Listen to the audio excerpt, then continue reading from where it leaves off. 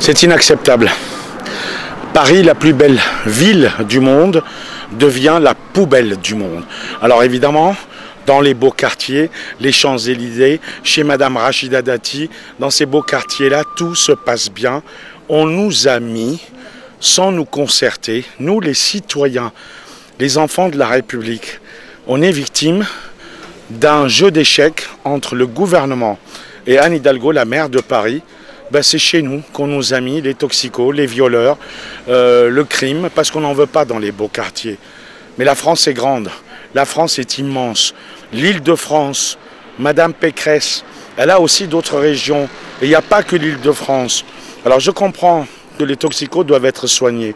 Eh ben, moi je conseille tout simplement à ce qu'on réquisitionne des anciennes casernes militaires où les gens faisaient leur service militaire, qu'on les cantonne sur place de façon à ce qu'il y ait une obligation de soins et qu'on leur propose quelque chose à faire. Parce qu'un toxico qui s'ennuie, à la fin, il va retomber dans la toxicomanie et pour payer leur dose, eh ben, on en arrive à des situations qui sont intenables. Ma propre mère s'est fait agresser. Une autre dame, en rentrant dans son immeuble, on lui a arraché ses colliers en or. Le parc qui est là derrière nous, c'est un très grand jardin. L'équivalent de 2 terrains de football plus grands que le jardin des Tuileries, c'est les jardins d'Éole, à Paris 18, à cheval sur le 19e arrondissement. Tous les habitants du secteur n'osent plus y aller. Les vacances arrivent, l'été est là. Les gens n'ont pas les moyens de partir en vacances, eh ben, ils n'auront pas accès au jardin, c'est insupportable. Donc, ça fait des mois que ça dure. Il y a des viols, des crimes, des agressions, des cambriolages. Je ne compte pas les crimes et délits. Ils sont interpellés, mis en garde à vue et relâchés. Que fait le gouvernement? Alors quant à la question que fait la police, ben, la police elle attend les instructions et les ordres qui ne viennent pas ni de la part du préfet allemand, ni de la part de M. Darmanin, ni de la part du gouvernement. Alors c'est un jeu d'échecs entre le gouvernement et la municipalité de Paris, entre Macron et Anne Hidalgo. J'entends bien qu'il y a des échéances présidentielles, mais les Français que nous sommes, les citoyens que nous sommes les pions qui tombent bons sur l'échiquier alors qu'eux jouent aux échecs.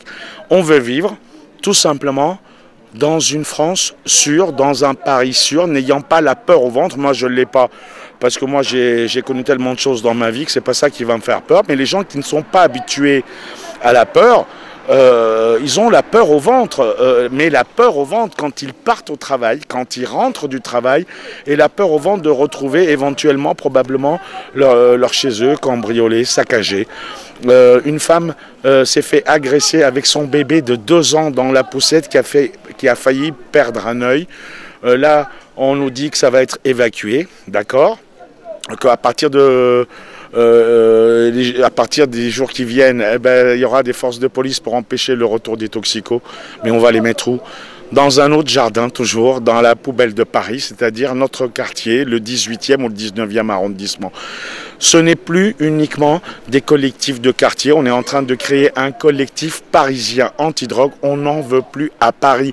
Paris est le symbole universel de la France, c'est la Tour Eiffel, Paris, et Paris restera toujours Paris, on aime Paris. Mais que les pouvoirs politiques prennent leurs responsabilités, ni plus ni moins.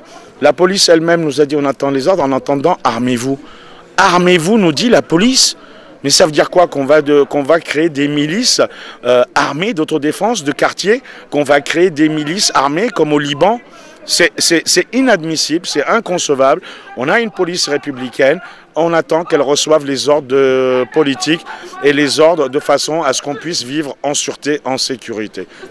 Ça fait depuis 1991 que j'habite le quartier, absolument. Et qui devient de plus en plus pourri, ça devient le dépotoir.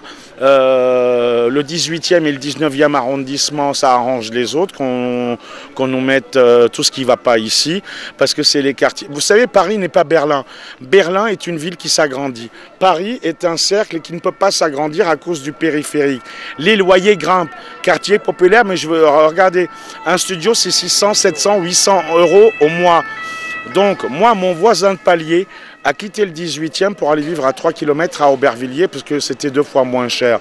Mais ça veut dire quoi? Ça veut dire qu'on va nettoyer, on va faire un pari aux riches. C'est le projet d'Anne Hidalgo, un pari sans voiture, un pari pour les riches. Des pistes cyclables non loin d'ici qui sont larges de 6 mètres pour y faire rouler des chars d'assaut. Une piste cyclable, porte de la Chapelle, l'entraîneur, on ne peut plus rentrer dans Paris. Il faut faire le tour par d'autres points qui sont engorgés. Les VTC sont en colère, les commerçants sont en colère, les éboueurs sont en colère. Elle n'est même pas capable de gérer sa ville. Comment vous voulez qu'elle gère une France en 2022? Ceci dit, pour autant, Macron, pas question non plus. C'est malheureux, c'est ainsi. On a le choix entre le typhus et le choléra. Nous sommes et nous avons toujours été les dindons de la farce, nous, le peuple de France.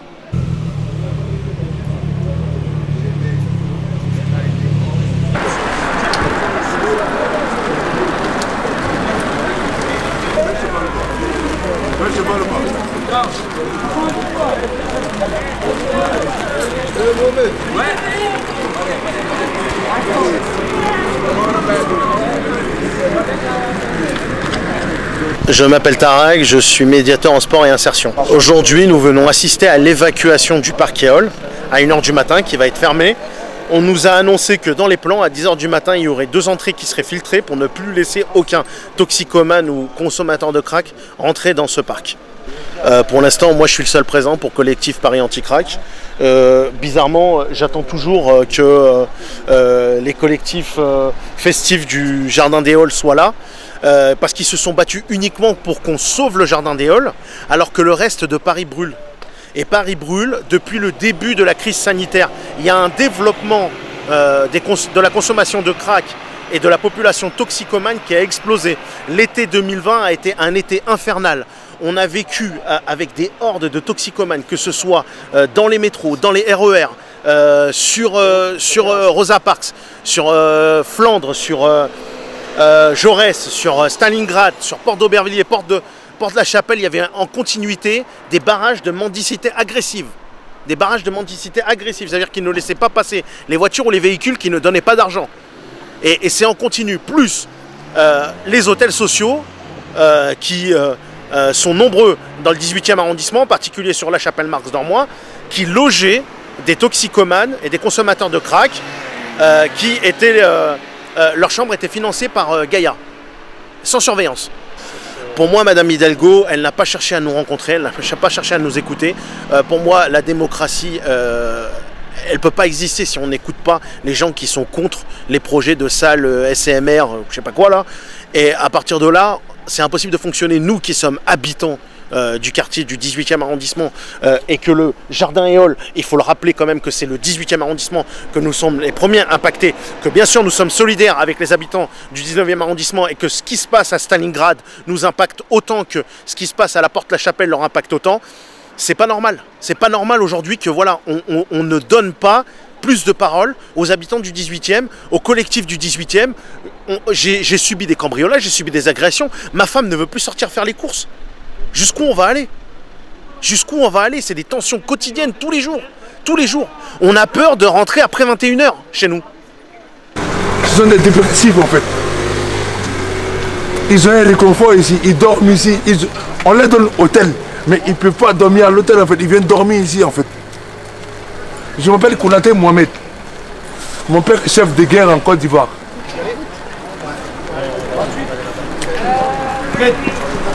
Addictologie, hôpital psychiatrique. Oui, addictologie. Incroyable, il n'y a personne qui parle. J'ai fait Saint-Galmier. Comment ça s'appelle? CMA de Centre médico addictologie de Saint-Galmier. C'est ça la vraie solution. Sinon vous venez vous les chasser, ils vont se déplacer. Demain vous allez les voir, ils sont juste à côté là. En fait, ça ne sert à rien de les déplacer en fait. Ça ne sert à rien. Quelle serait la solution?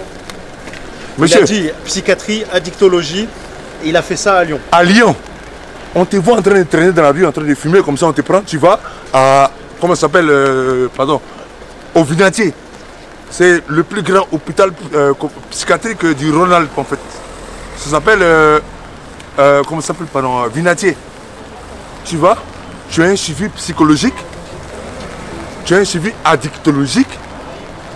Tu vois, le monsieur, il ressort en 3 mois, il est un peu clean. C'est ce qu'ils font aux États-Unis. Il est un peu clean en fait. Ça sert à rien, vous les chassez d'ici. je vous jure que demain matin, vous allez les voir, ils sont à côté là en fait. Demain matin.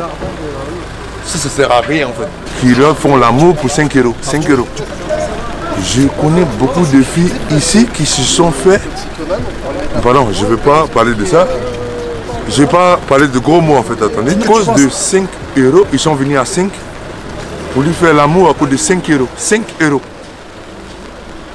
En fait, le truc, ça coûte 10 balles. Le truc, ça coûte 10 balles. Mais elle veut fumer, c'est tout en fait. Même 2 euros. Hier, on m'a dit quoi? Viens, je te suce. Tu me donnes 2 euros. Oui. Tu vois, ça fait pitié un peu. Moi, j'ai pitié d'eux en fait. Moi, je fume pas. Je bois l'alcool, je fume la cigarette. Mais monsieur, ça ne sert à rien de déplacer ces gens-là en fait. En fait, c'est juste à cause des voisins qui sont en train de les déplacer en fait. Ça ne sert absolument à rien. Monsieur, je vous dis la vérité. Je suis militaire en Côte d'Ivoire. Mon père est général en Côte d'Ivoire. Je viens ici, c'est juste pour lui apporter de l'aide en fait. Je te jure que je ne cherche. J'ai même pas de profit à faire ici en fait.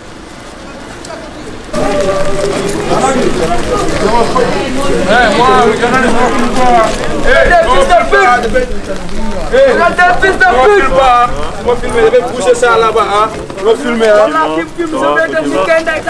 Nous filmer là-bas, nous filmer de nous. Allô, journaliste.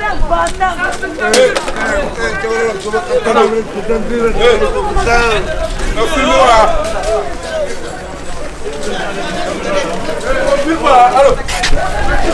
Ah, tu filmes quoi? T'as pas le droit. T'as pas le droit. T'as pas le droit. Sortez s'il vous plaît. Là c'est privé à cette heure-là, vous sortez s'il vous plaît. Vous attendez juste à la sortie, vous pouvez pas... On ne filme pas là. Et puis là, vous n'avez pas le droit de filmer les gens sur le rapport, hein, monsieur. Arrêtez de filmer là, ouais. Il n'y a pas, ne filmez pas. Avec aux autres mains, c'est une fois le filmer. Arrête.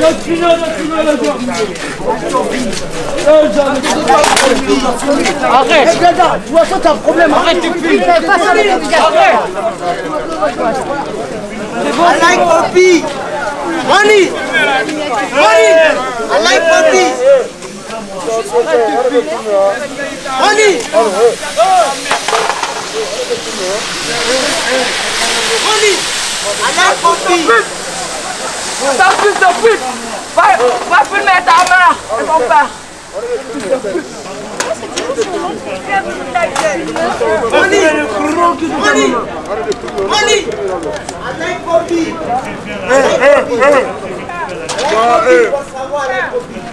Moi, je ne peux pas être. Touche pas! Touche pas! Money! Money! Money! Money! Je ne t'ai pas filmé! Ferme ta gueule, regarde!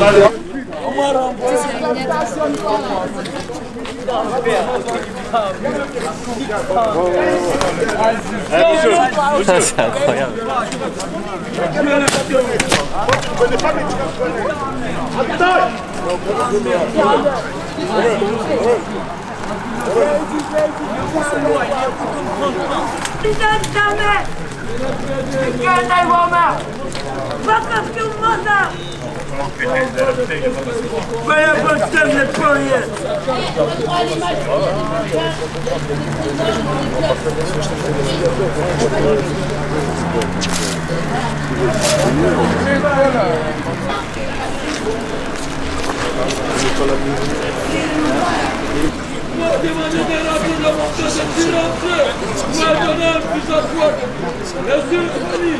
Après vous avez dit violence.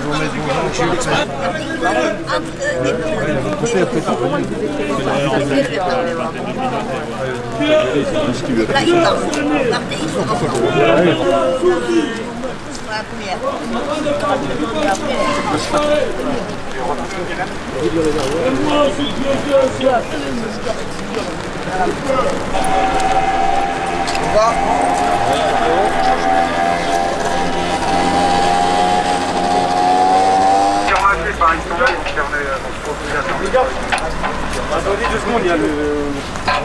Oh, petit cadenas. Ouais, grave. C'est bon. Bon.